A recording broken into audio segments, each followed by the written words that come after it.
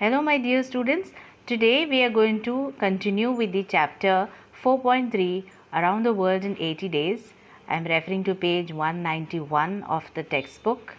To begin with, we shall see the chapter number 34, in which Phileas Fogg at last reaches London. Now Phileas Fogg is in prison and he is being shut up in the custom house, and the next day he is supposed to go to London. Now Passepartout has seen that his master has been arrested, and he goes and tells this to Auda, who is pretty much shocked that such an honest man has been arrested for no fault of his, and she cries a lot because she is unable to do anything to save him.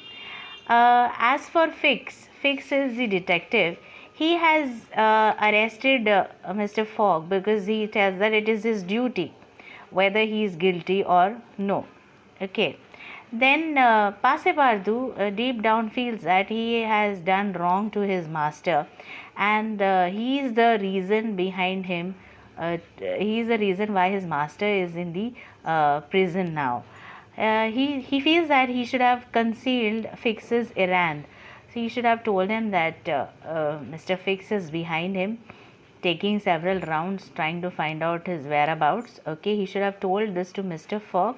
So this would have warned him, and he would have also got some time to clear, to make what you would say, to prove his innocence. He would have got that time, but then none of that happened. So now Auda and Passepartout are feeling very depressed. They are out in the cold, and they are sitting under the portico. Portico is the porch which is leading to the entrance of the building. So both of them are just waiting there to see Mr. Fogg. Mr. Fogg feels completely ruined, he feels so depressed and shattered, because his arrest was fatal. It was like end of his life, kind of. If anyone at this moment had entered Custom Fogg, he would have found Mr. Fogg is sitting absolutely calm, motionless. He is angry, but then he is not showing that anger.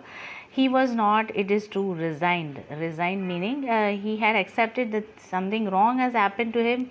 He has accepted the fact, but then you know that you cannot do anything. He's sitting in that situation. He knew that he has been betrayed somewhere, so he is absolutely calm, waiting over there. Did he still cherish hope? So he still has hope. Does he have the hope that he believes that he'll be able to come out of the prison somewhere? Will he succeed in coming out? All those were the questions. What Mr. Fogg does is he carefully puts his watch upon the table, and he looks at the time, and he could not speak much. Or what could he say? It was a terrible situation. If Phileas Fogg was honest, he is being honest. If he is honest, he is ruined. Okay, but if he is knave meaning if he is dishonest also, he is being caught. Both ways, the fate is against him. So did escape occur to him? Did he want to escape, or did he see that there is any practicable outlet? Is there any way to get out of the prison? He is just walking around in the room. The door is locked, the windows are also tightly shut. What he does is he takes out a journal from a pocket, and in that he writes a few lines. It says 21st December, Saturday, Liverpool, and he added 80th day, 11:40 a.m. So 80th day, they are on the last day.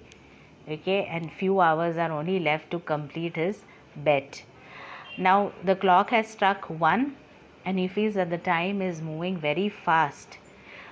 2 hours, and then he knew that there is a train, express train, to reach London and the Reform Club by a quarter before 9 p.m.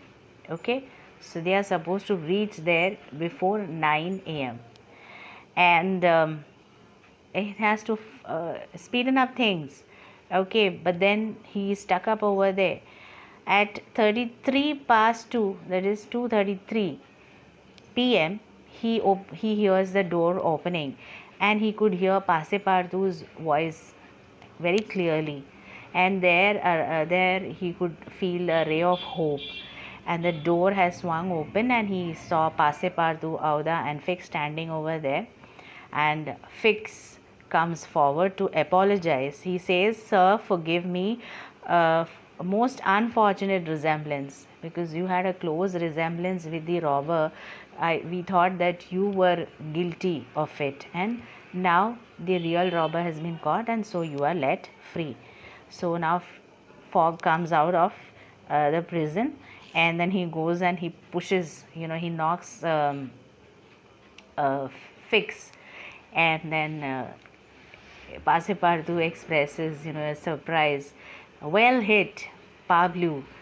That's what you call a good application of English fist. So he had knocked him down, given a good punch maybe, but then Fix could not do anything because he knew he was at fault. And without wasting much time, they get into the cab and they want to reach out to the station. So Fogg goes and asks if there was an express train to leave for London, and it was already 2:42 by then.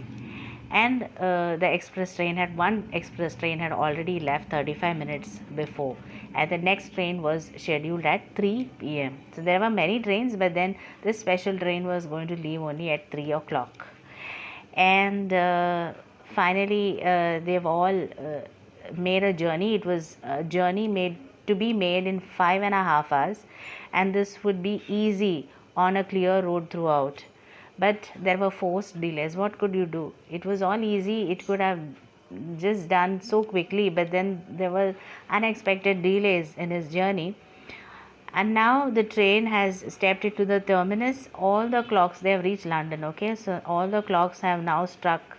There is all the clocks in London were striking 10 minutes before 9. So it is like 8:50 over there. Having made the tour of the world, he was behind 5 minutes. So he was supposed to be there by 8:45, and it is 8:50. So he feels that he has lost the wager, he has lost the bet, because he is already late.